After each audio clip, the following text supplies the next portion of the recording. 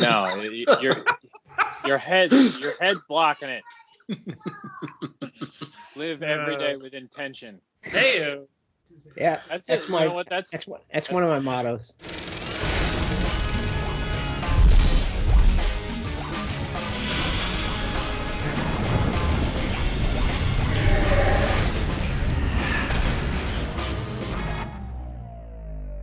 Hey, everybody. Welcome to another edition of Baseball Night in New York, Living Room Edition. It's brought to you by your Tri-State Cadillac dealers. I am so happy to see these two guys every day, but especially without busy backdrops behind them, bookshelves, bobbleheads, just a couple guys who appreciate simplicity just like I do, which I appreciate. John Harper, Anthony Recker, great to see you guys. And today we're talking about Harp wrote a column. First of all, let's get that animation in here.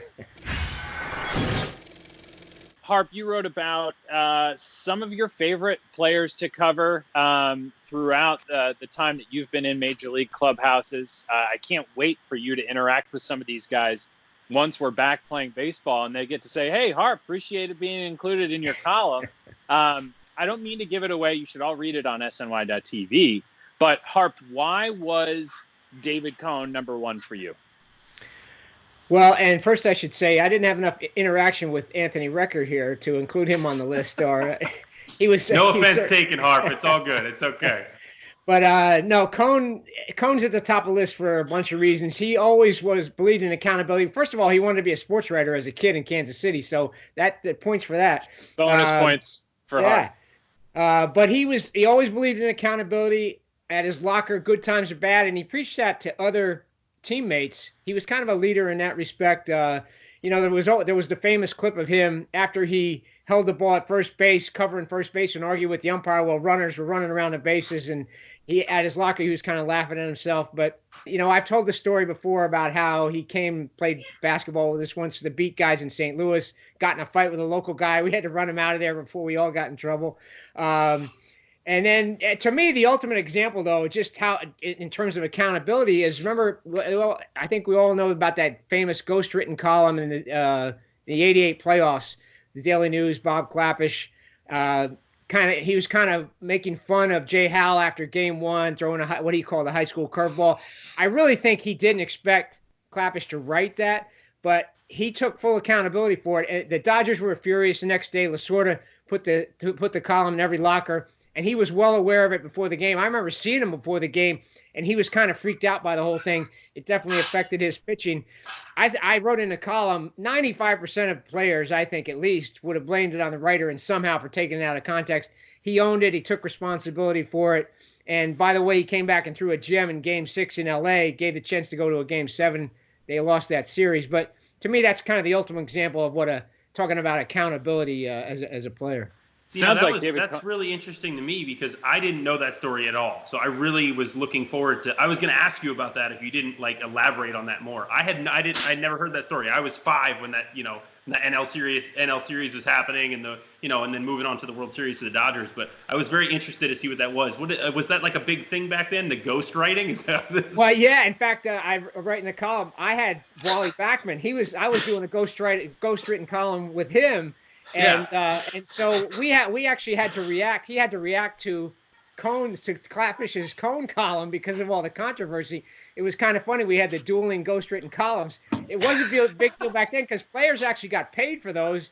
And in those days, they weren't making quite as much money as they are these days. But yeah, they've gone by the wayside. But that was a huge deal. Lasorda was enraged about it. As I said, he put the column in every locker. The players, it was the buzz before the game.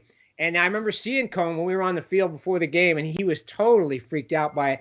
It affected his pitching. He wasn't the same in that game. Gave up runs early, was all over the place. But I tell you, it showed a lot that he bounced back in Game 6 and shut them down in L.A. Let's bring ghostwriting columns back. I love that idea.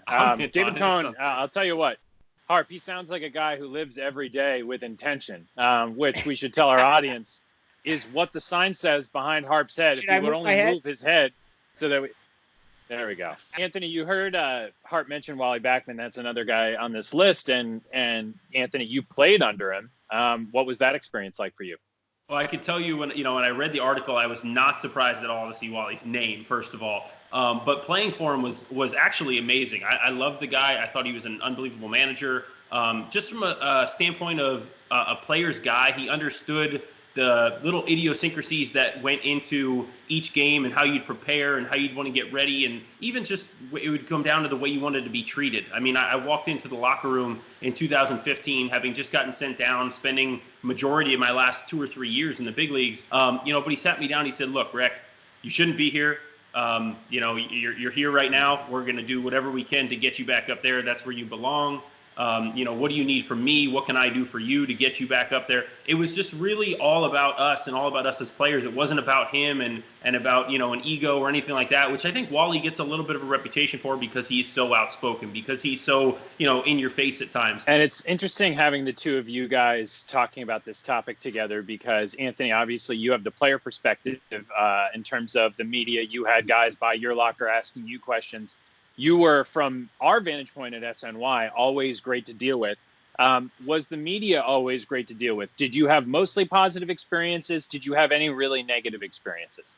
I had almost all positive experiences. I can't say enough about the media that I've dealt with over the years, whether it was New York, whether it was Oakland, Chicago, Atlanta, wherever it was. I had a lot of good experiences with the media. I don't know if that was because, they took it a liking to me and because I was more, I have no idea what the reason was, but I just always found if I treated them with respect and I talked to them and I, was engaged with them and I just wanted to be a part of that relationship because really that's our extension as players to fans. You can go out and sign autographs. You can go out, obviously I tried to go out to hospitals and things like that and get out in the community and help out. But the media was your main source of a connection to fans, and fans are the reason that we have a job and that we're out there playing. So I just always appreciated that connection with the media and to help me facilitate a way to give the fans insight or, even a little bit of humor, whatever it may be, so they could have a better understanding about what it's like to be a big league baseball player. That's an awareness that sounds so simple when Anthony puts it that way, but so many players and athletes in general don't understand how much easier you can make your life, but also how much it matters to connect with the fans. Okay, time now for the walk-off. Here we are creating content in our homes. Major League Baseball players are doing their best to create content in their homes and interact with fans. We've got a couple athletes, clearly, on the show tonight. I'll start with the professional former Major League Baseball player. Harp is a professional athlete in a different right. How exactly would you be keeping active right now, Anthony, if you were still in the big leagues? If I was still in the big leagues, I would definitely have some kind of a facility to go to be working out, to be hitting, to be, whatever I could do.